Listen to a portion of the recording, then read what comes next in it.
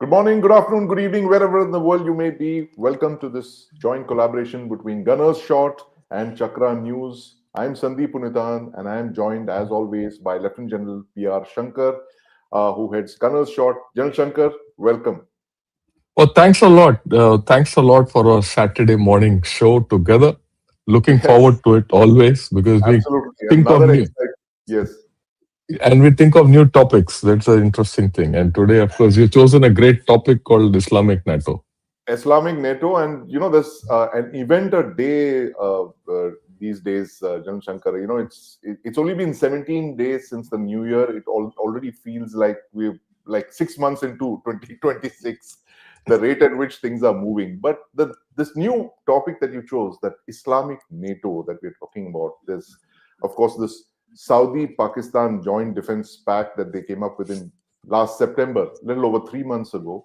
While we're trying to digest that pact, there's reports that Turkey could be joining this as well, in a sense, converting this into an Islamic NATO, what you coined for this. So today we're going to be talking about this, Jan Shankar, and first off, I want to get your thoughts on this. This Turkey joining this, what are the chances? You think? And Turkey is a NATO member. Can it join another alliance of this sort? And what are the implications, of course, for India, which we will go into subsequently? Look, at the outset, it's not as if that Turkey can't join this alliance. There are other NATO countries which have joined other alliances. Right. So it's not as if this is not something. But you have to look at it from a different point of view. Okay, alliance can form. You can call it as Islamic NATO. It's a catchy thing to talk of. Right. Like they call the Quad as the Asian NATO and things like that. Yeah. Okay, but the fundamental thing is for any alliance to form, there has to be a reason for it to form. Why is this there? That's the question. Why is this there? If there has to be a reason for an alliance to exist. NATO itself was formed with USA in USSR, then USSR in view. 1949 was when 49, yeah. And you look at and you look at Seato or CENTO and all. Yeah. All these were formed. All these Baghdad Pact, all that. You go back to the last century. They were all formed because of Russia, or rather USSR. The Soviet Union, Soviet Union, common thing, and it was a thing. You look at NATO, you look at Quad. Quad came up to contain China. I mean, it's well known, and it was a thing, Shinzo Abe started it and all that. And of course, today it is irrelevant because of other reasons. And this is the as well. The fact that how the Quad is now just vanished. Nobody's talking. Vanished, yeah. Because because there is an internal contradiction which came about in this Quad. Right, the internal contradictions have killed. Mind you, for everything else, the biggest cooperation between Quad nations has been on the military. Right. And posing a threat to China. And despite all that, it collapsed. I wouldn't say collapsed, it's there. It's gone in the back burner. Yeah. Maybe someday it will get revived, maybe it will not. But the fact is, it didn't succeed. So in the same vein, the thing is, where will this go? Who was its enemy? Who is its adversary? Is it India? Is it Israel? What is it? Who wants adversaries of each? Pakistan is one of the main founding members of this, if you can call it that. Pakistan and Saudi Arabia. So Pakistan's biggest adversary, of course, is India. They instigated last year, and which led to Operation Sindoor. Saudi Arabia, who's their biggest? They have two adversaries. You name it. Iran and of course Israel.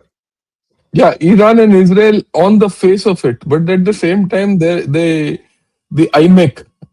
For IMEC to go through, you need Israel. So there's a contradiction. The second thing is, in the Islamic world, the fight is between Turkey, which is the old Caliphate Ottoman Empire, and Saudi Arabia, which is the new Sunni power, and Iran in the Islamic world. Right? So Turkey and Saudi, in that context, from an ideological perspective or a ethno, religious perspective, they are at odds with each other. So where is this military alliance going to be formed? So same thing for Turkey. What does Turkey want? Who's Turkey is thing? And Turkey is more centered around Europe, Yeah. Russia, Syria, Iraq. They're its neighborhood. Right. Turkey is more in its area. Okay, it has great ideas of being the bridge between the Occident and the Orient, Orient. Right. which is the thing. So where does that leave this whole lot? Lack of commonality in this Asian or the Islamic NATO Yeah. is the thing. So my view is, it's not going to succeed. It might come into play. It might not be succeed, but it serves a purpose of showing Islamic unity Right. and things like that. And then this is basically a fundamentally a Sunni lot. That's right. A Sunni crescent, if you can call it that. Crescent, yeah, call it. So will Iran and the Shia countries keep quiet? At some point, you see, Iran might be going through a bad phase today, Right. but it will revive. Yeah. What will be the effect on Pakistan itself? It's okay to say, then will this front be anti-India, especially with Saudi Arabia? So there are a lot of contradictions within this story. What I would suggest is let's dissect each country, Right. okay, of this lot and see what are their motivations to form this Islamic NATO. Sure. So what I would think is you give your view and I'll give my view about each country, and Right. a holistic thing will come. We'll start with Pakistan. So you tell me, Yeah. why would Pakistan like to be part of this Islamic NATO or support it and all that? Your view, and then we'll exchange views on this. So, General Shankar, interesting question. Now, the thing is that after the breakup of Pakistan in 1971, I think Zulfikar Ali Bhutto then began this thing of when Pakistan lost half its territory, he started pivoting towards the Islamic world, where he said that the bomb he pushed the bomb The program. Islamic bomb. At that time, there was no Islamic nation with a nuclear weapon. Israel already had one. So in that sense, he kind of said that we will do something which will give us the leadership of the Islamic world. So they started pivoting towards the Islamic world big time. They went in for a lot of fundraising. I mean, he did a fundraiser with Libya, with Saudi Arabia to finance the bomb. So effectively, the Pakistani nuclear program was financed by a lot of Arab countries, and that is very well known. It's well documented through the 80s and the 90s. Gaddafi is believed to have, the Libyan dictator is believed to have funded this, and very generously so. And all of them, and the Saudis have also given them a lot of assistance and stuff. So it's an old story. It's almost a half-century old story of Pakistan going back to the Muslim world, Islamic world. And then you have Ziaul Haq, who says that, if we are not Islamic, we have to go back to our origin as an Islamic thing. Otherwise, we will be like a second-rate thing to India. So he championed this Islamization of Pakistan and all that. So in a sense, this is a revival of those old things from the 70s. And the fact that you have another dictator now in Pakistan, leads one to believe that he is pretty much following the path of Zulfi Bhutto and Ziaul Haq, and in a way that maybe Musharraf also wasn't. And Musharraf did mention a lot about the Islamic world, but not about joining it, getting into this thing, bringing an Islamic bomb to the table, which I think a lot of geopolitics of the last events over the last couple of months. I'm saying months because the speed at which things are changing now, it's not years anymore.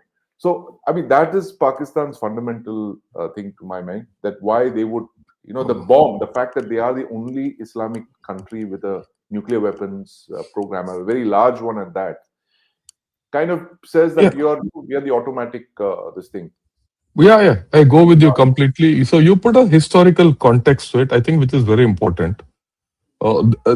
Pakistan is searching for its non-existent Arabic and Turkic roots That and of going course. okay, and that's how things are. And I think it's a very valid uh, point what you have made. Let me add a few issues, which are important. Ever since Asim Munir, and of course the fact that Hasim Munir is a Hafiz, has got close Yeah, roots of course. Saudis and all that, builds a bridge. And the fact is that Pakistan has developed close defense ties with Turkey, and Turkey assists Pakistan. So Right. Pakistan is very clear why it wants, because if you see the Turkey Pakistan military ties, they've gone up, Right. and and it's going parallel to what is happening with China. Okay, Yeah. right. So that's a very important issue, Turkey, and Pakistan would be the third largest thing after Pakistan, China, Pakistan, US, and then I think Turkey would be number three in terms of no, defense. today Where, today it's Turkey, Pakistan is number two. China, US, Pakistan is all vintage equipment, legacy equipment. right. So they haven't got anything from the US since 2005, I think. The five was the Why? last. Yeah, they've not got. Yeah, that's And it. the AMRAAMs. And and all this is on whatever US is giving is only sustenance. Right. Nothing new. Everything new is coming from Turkey.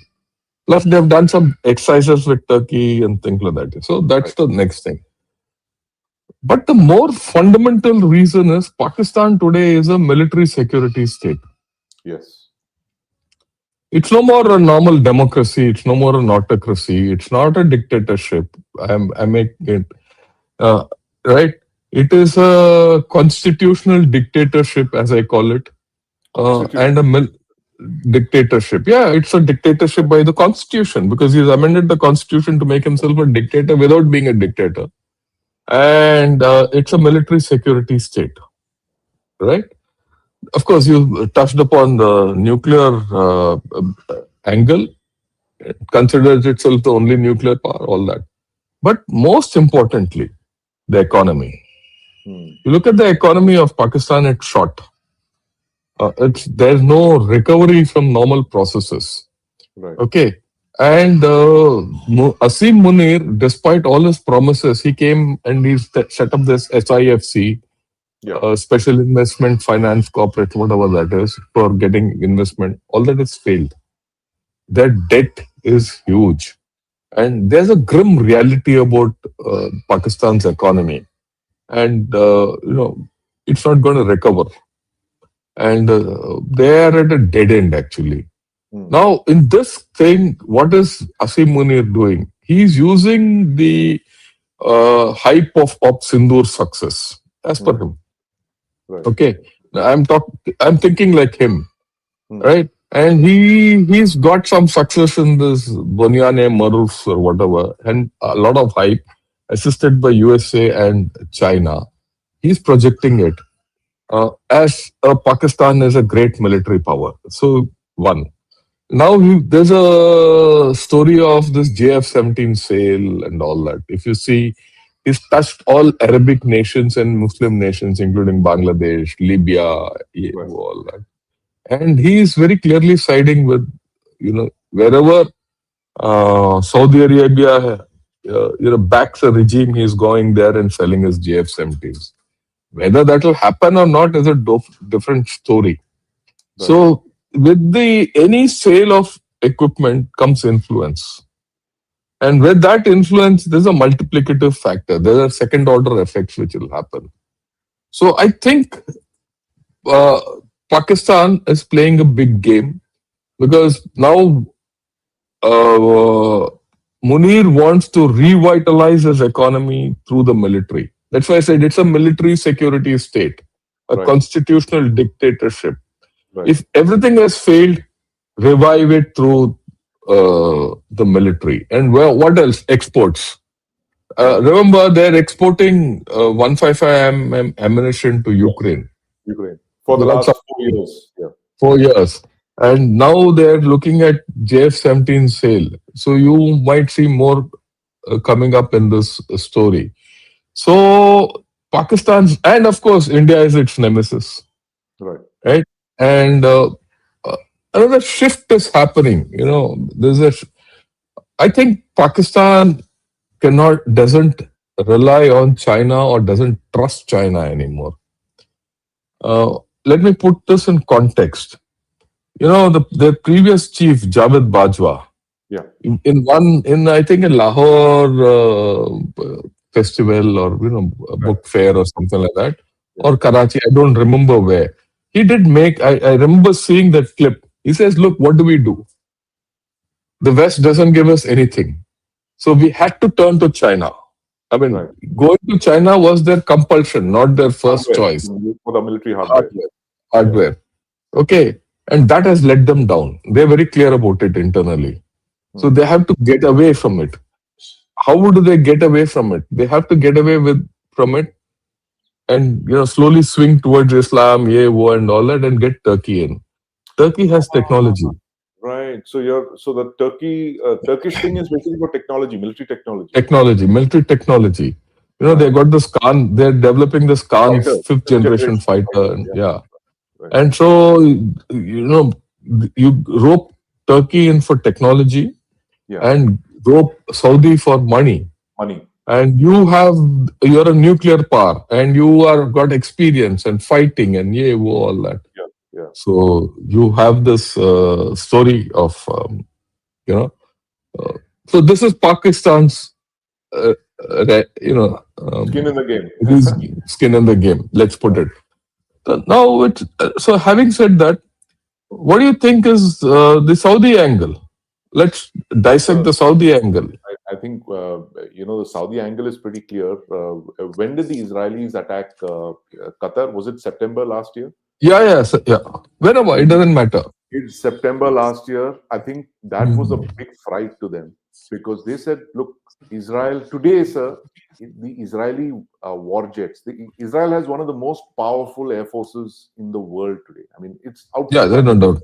This thing. In the last 2.5 years, they've just demonstrated their ability to fly the kind of missions that they're doing, which other countries can only dream of. Right? They today they can fly anywhere from the Mediterranean to the Arabian Sea, unchallenged, right? And with this attack on Qatar, where they attacked a Hamas thing. I think they killed his family members. They couldn't get the Hamas chap, and that attack actually, the missile was lofted over Saudi Arabian airspace.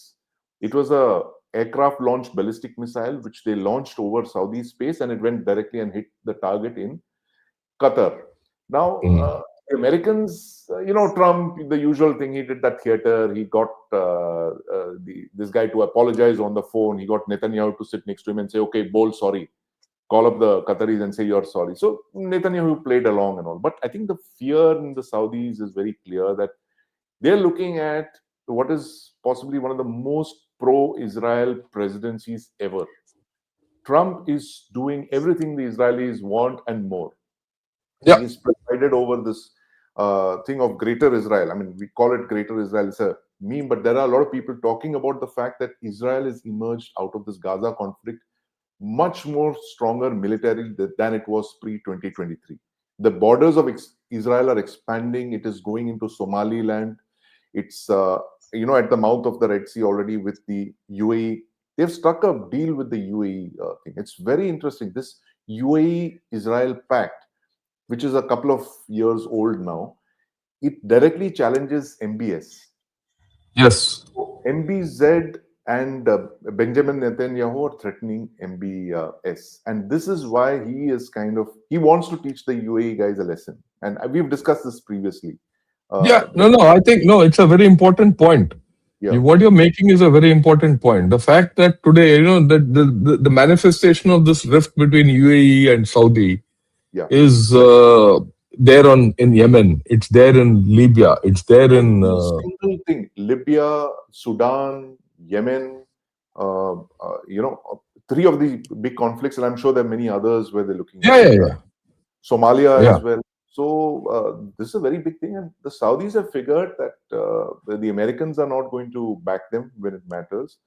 and there is that old thing of the 8 or so nuclear weapons, that the Pakistani nuclear weapons that the Saudis have, which they can apparently use. There's a BBC investigative documentary on it about 10, 12 years back, where they actually documented the fact that the secret understanding between Saudis and the Pakistanis is that in case there is an emergency, the kingdom, that is the Kingdom of Saudi Arabia, can obtain nuclear weapons from Pakistan. And the options are, of course, a nuclear armed Israel if Iran goes nuclear, which was the worry through the 80s and the 90s, that if Iran became a nuclear weapon, say that Saudis would have no option but to become a But to nuclear weapon. go nuclear weapon, yeah. And the only way they could get those weapons very quickly is from the Pakistanis. So his thing is very clear, and he's given them so much of money, and now it's payback time. So interestingly, Jan Shankar, that September thing, the draft document is not out. That document which they signed is not out in the public domain. The KSA Pakistan Pact. Yeah, I go with you. No one knows what's in that, and what is the unwritten clauses. Whether there is a thing of Article 4 kind of thing from NATO, attack on one is attack on all kind of thing. So Saudi's thing is very clear. Yeah, I think what you outlined and what based on our discussion, Saudis want this pact to be anti-Iran and anti-Shia. That's one. And the second layer in this is, domination, or rather being a dominant force within the Sunni world, right? Especially its fight against UAE. Then I think there's also an issue of regime protection. It wants, it's got money. It's the only thing Saudi has got is money, and regime protection and survival is important. Because whether you like it or not, even Qatar with its Al Jazeera threatens Saudi regime. And there's something which I read. And now with this inner rift with UAE, and this thing with Israel, and the way everything else is panning out in the Middle East. Right. So regime survival, I think, is also a thing. And this Islamic NATO, and of course, being it will consider itself as the core of the Islamic NATO because it's funding. Right? And so, willy-nilly, it has its thing on its own. It is looking.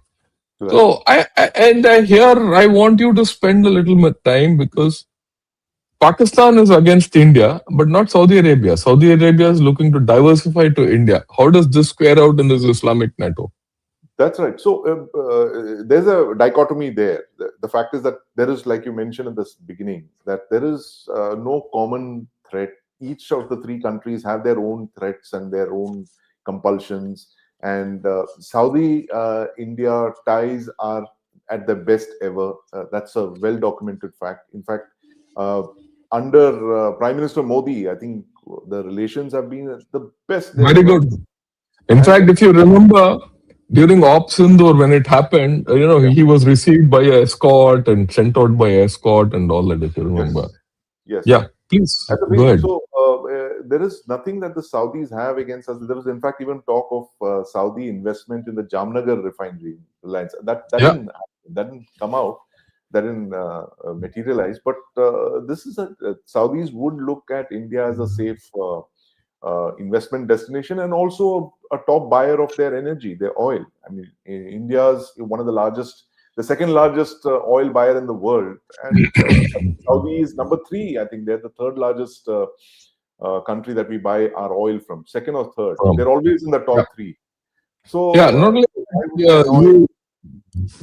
and you said they want to diversify, they have to invest into India and all that.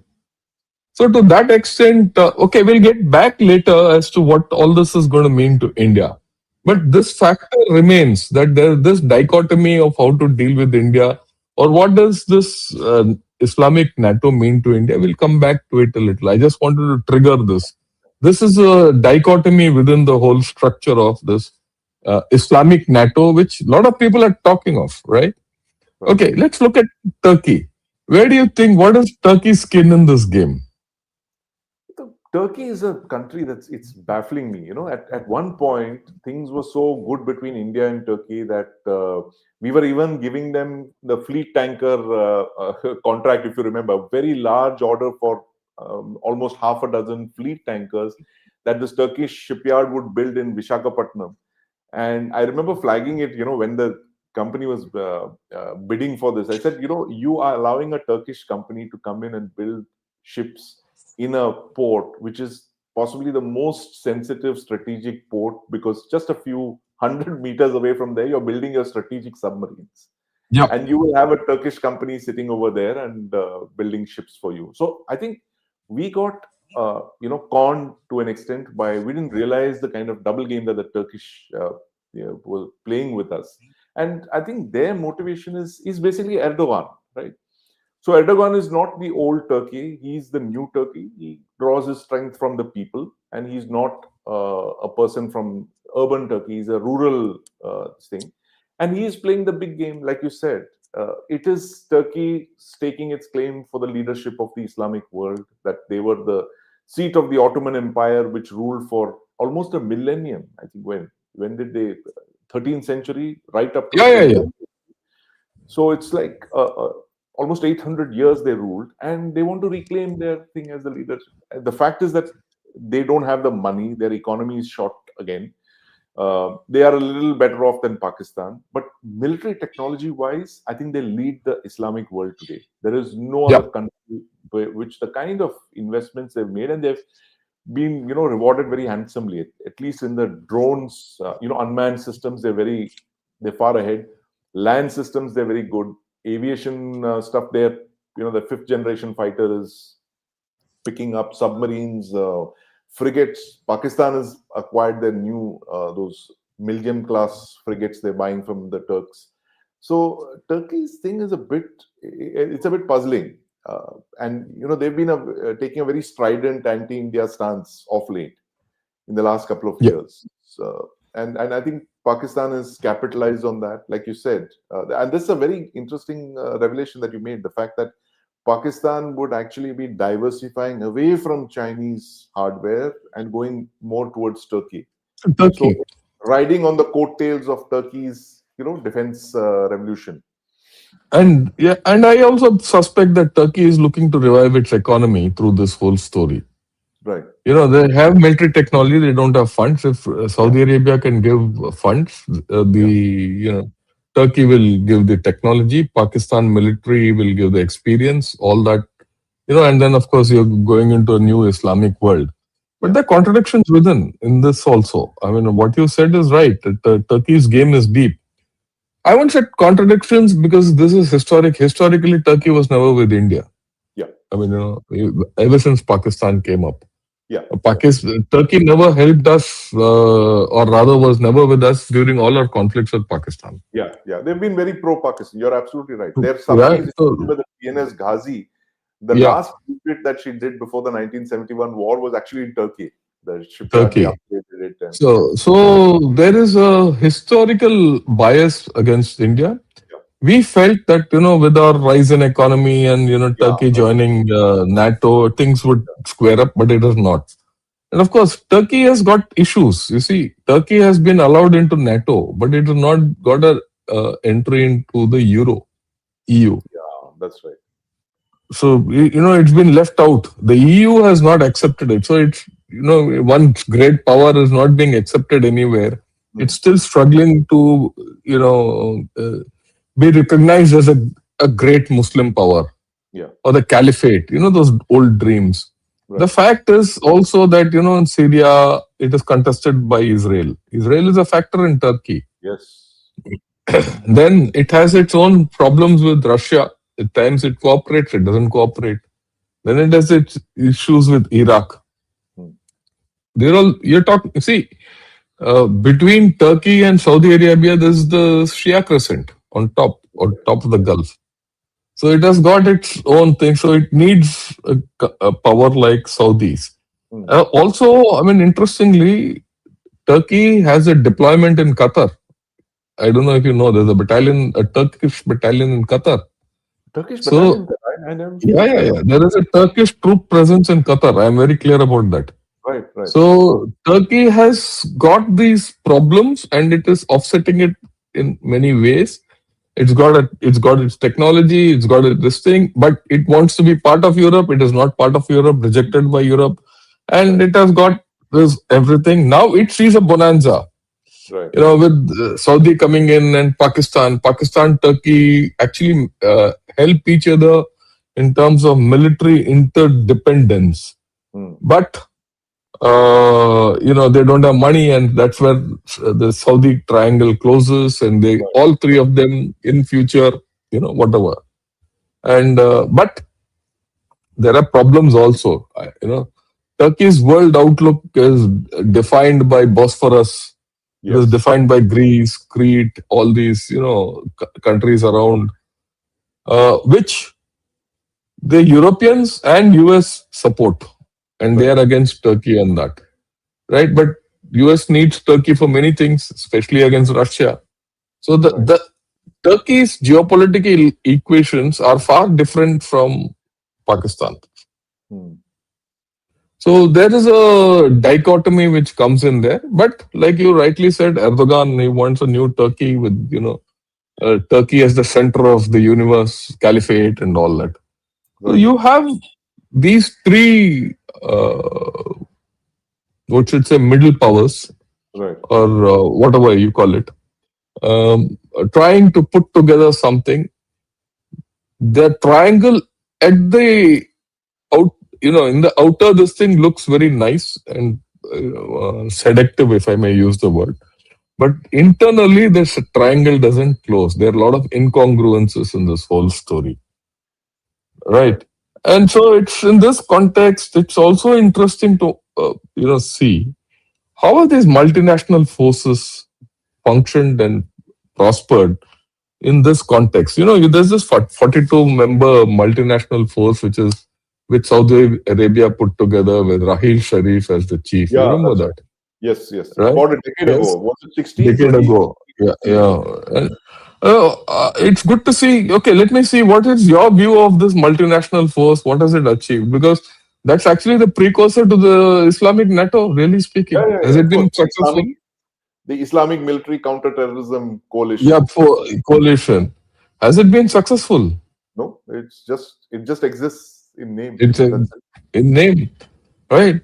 So that's one thing. The second thing is, of course, there's a fundamental thing which I feel, Pakistan is completely Chinese equipment. Right. Uh, Saudi and Turkey are all NATO US equipment. US If you equipment. they follow NATO standards. Yeah. Will USA allow this male Milan, as you say? You give me your view on that. No, but Will USA?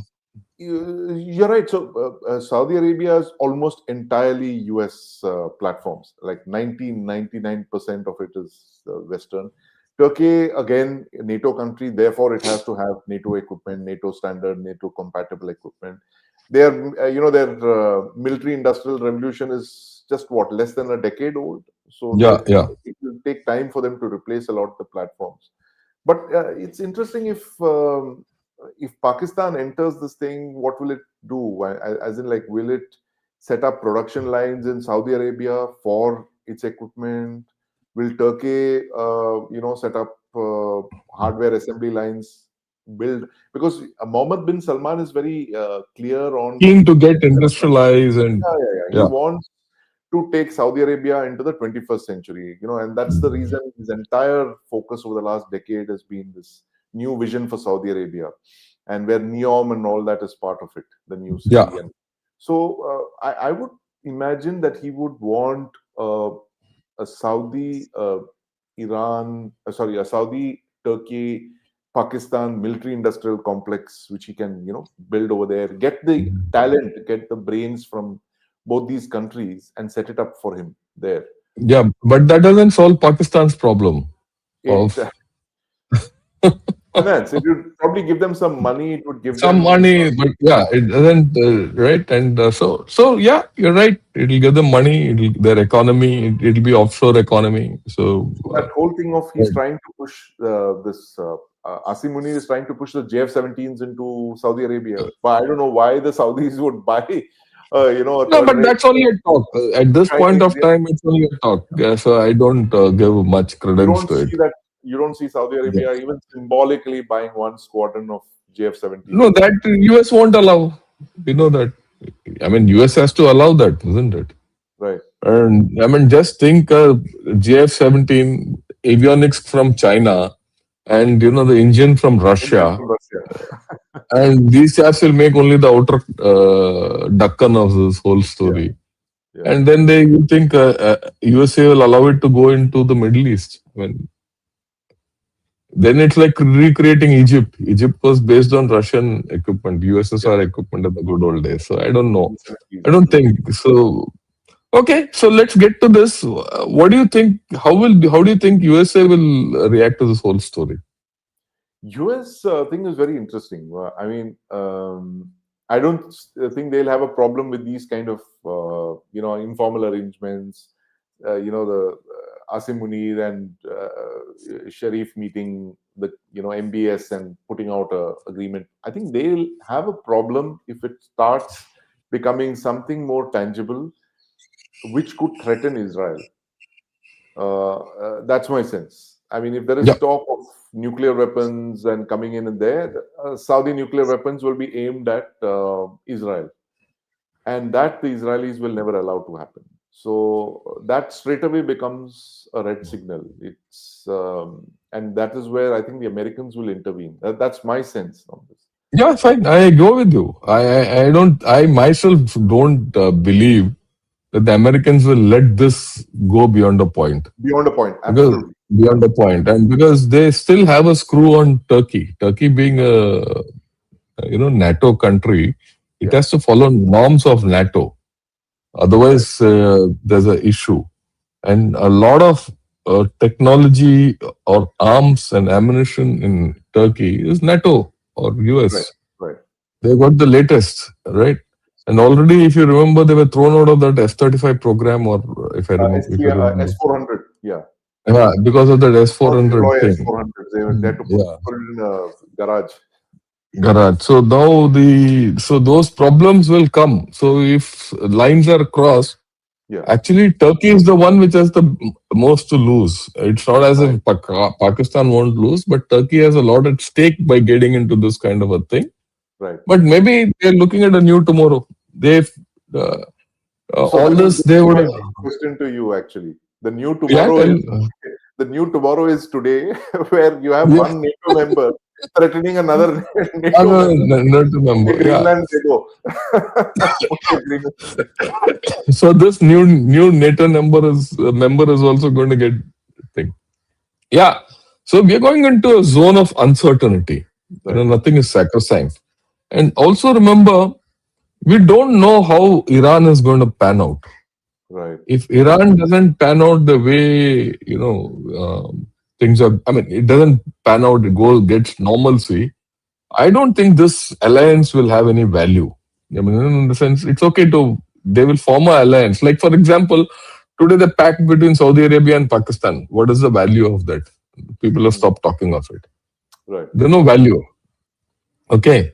Similarly, if Iran doesn't, stabilize and things like that, I don't know if this will work. Right. No, And, that's an interesting observation. And I was going to ask you that about Iran. See, Iran is that one country which actually shares borders with two of these three countries, right? It's got a border with Turkey, it's got a border with Pakistan. Now, if something happens to Iran, what's your sense on where it's headed? We spoke about Iran 2 weeks back.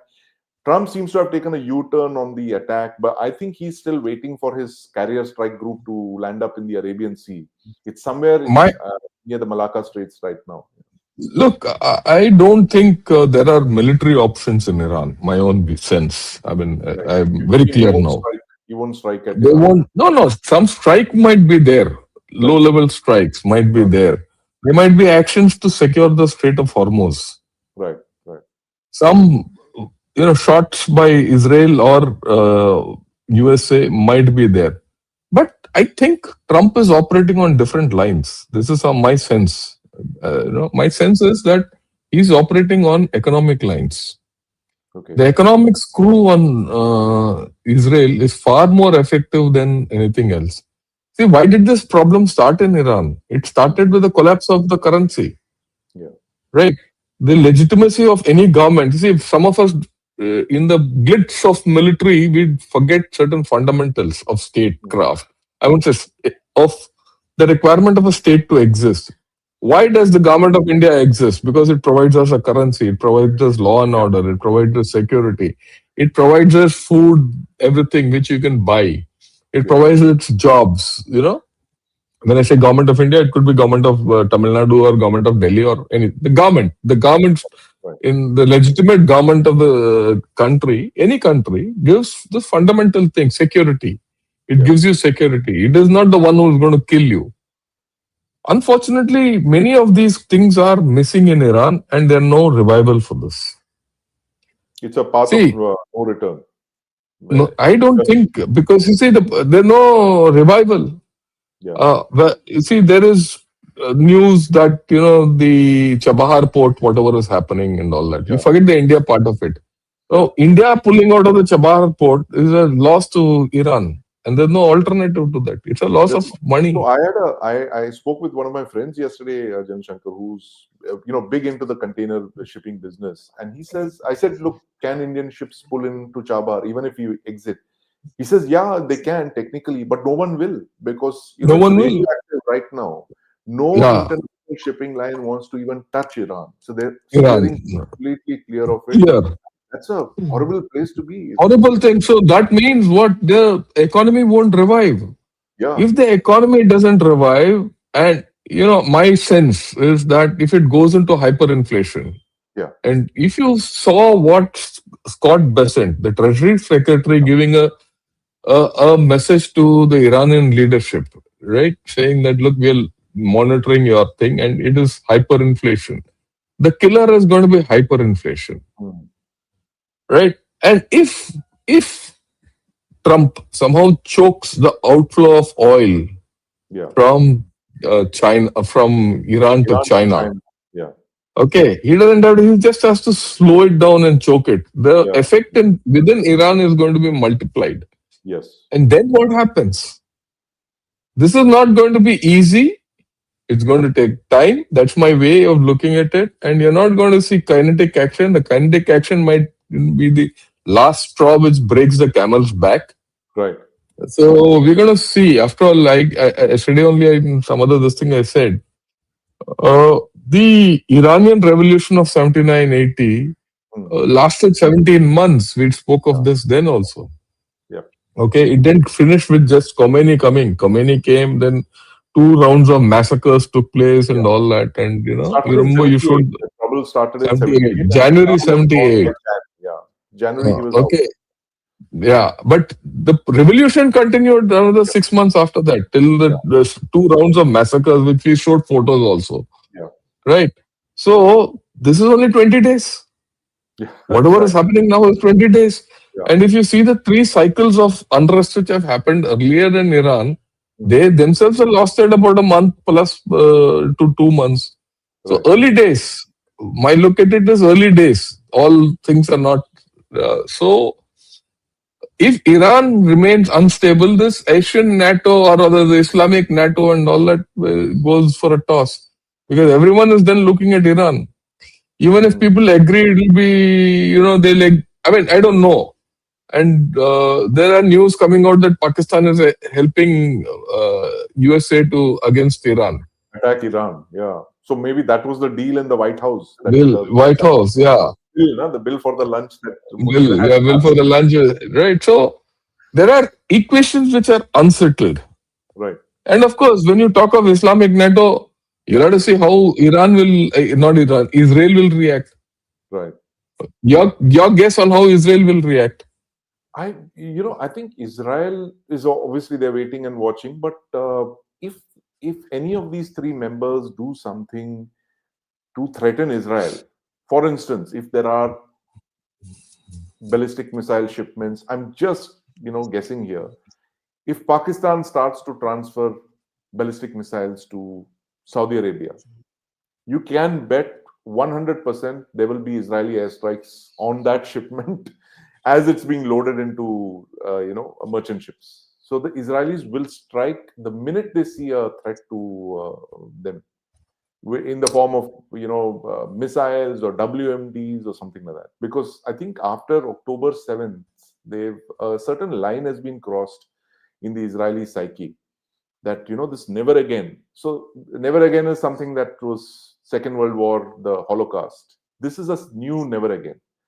They will Yeah, not allow any country to have the kind of capability like Iran. So while Iran has the ballistic missile capability, and it's got a very formidable ballistic missile and cruise missile and drone force, they will not allow a second nation to have that and threaten them directly. Because if two people start firing missiles at them, that could be a serious issue for their Iron Dome and stuff like that. So the Israelis will strike immediately. yeah. So Can it take years? Other I, than I'm that, I don't see them attacking, these guys. yeah, and I think what you're saying is right. So I don't think Israel will keep quiet on this whole story. And if Israel doesn't keep quiet, then USA also will not keep quiet. They'll also do what they have to do. So we're going to looking at interesting times. So before we take questions, I want to ask you, how does India react? Right. So, Turkey, Pakistan is already a reality. I think we've saw that in Op Sindhu. Not only in terms of hardware, but a lot of intel. So, electronically, we know that China, Pakistan is now one front. The radar picture, C4ISR, satellite data is all coming from China. The fighting may be done by Pakistan, but the intel is coming from there. There's a lot of support from Turkey that is coming in.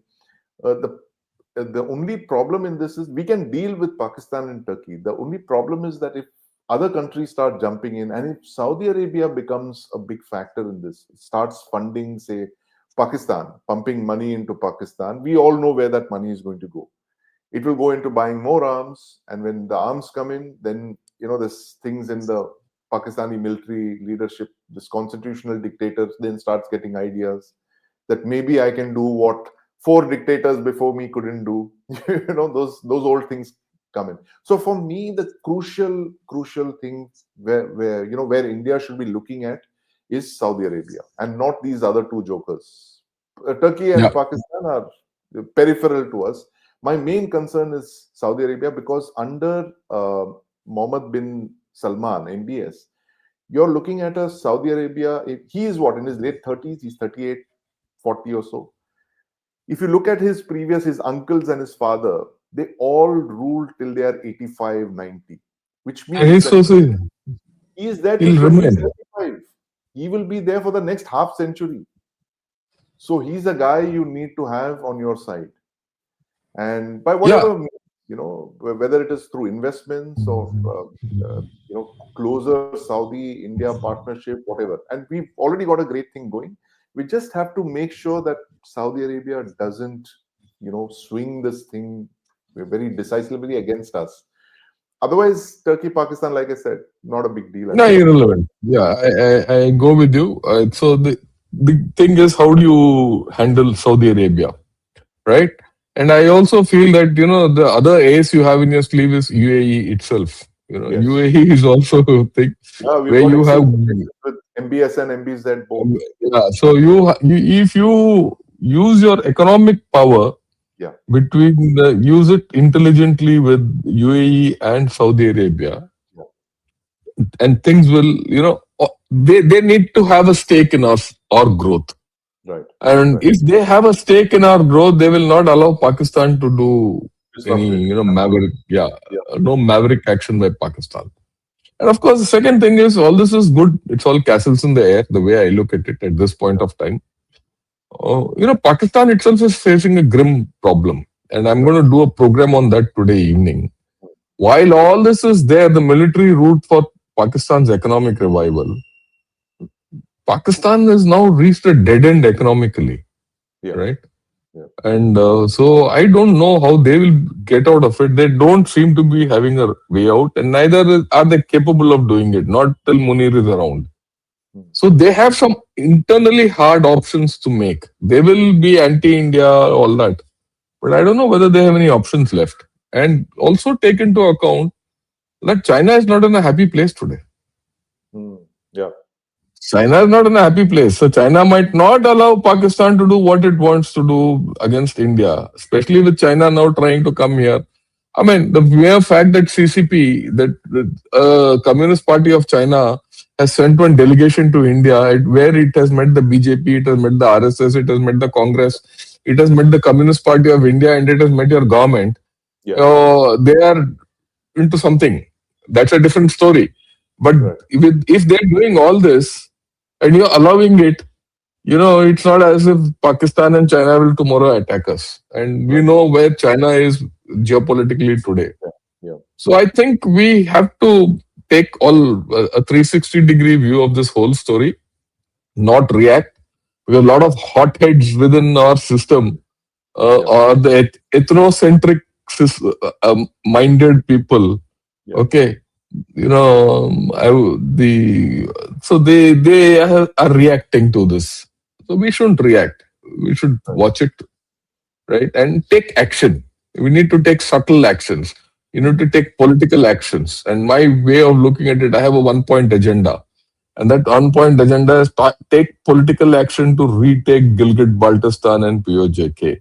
You take political action there, the repercussions are going to be wide and far, and for which they don't have a counter.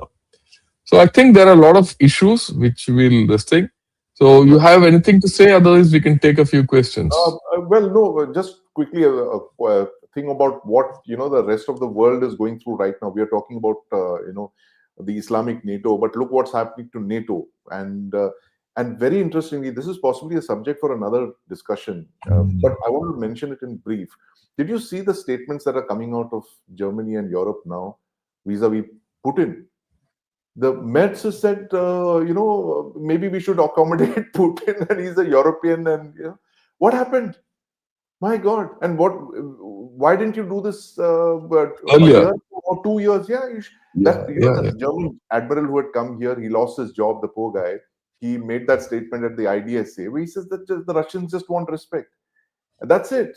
They just had to do that instead of playing this entire circus, and so many people died because of this. Today, they're actually, maybe this is Trump's game all along to frighten them so much that they will go and make peace with Russia. No, and not only that, now today the Germans are saying we went wrong in our energy, that. Yeah. They closed up all their nuclear plants and all that. Cut off their energy thing from Russia. I mean, where do you go? You can't make energy out of thin air, Yeah. So it's bizarre. But anyway, let's take some questions now, Shankar. Yeah, fine. The first question is, what is the Baghdad Pact, CENTO, and the Eisenhower Doctrine? Your views? Baghdad Pact is very clear. It was about containing the southern spread of the Soviet Union. They wanted to create a whole network of alliances in the southern same thing, and prevent the Soviet Union from touching the warm waters of the Arabian Sea and making them comfortable there in the southern. And that's how SEATO and Pakistan and all that come into this. Yeah. Sirs, if Turkey were to join with Saudi, they would fizzle out like SARC did. The members would keep battling within themselves, and also very difficult to keep Islamic nations together. Your view?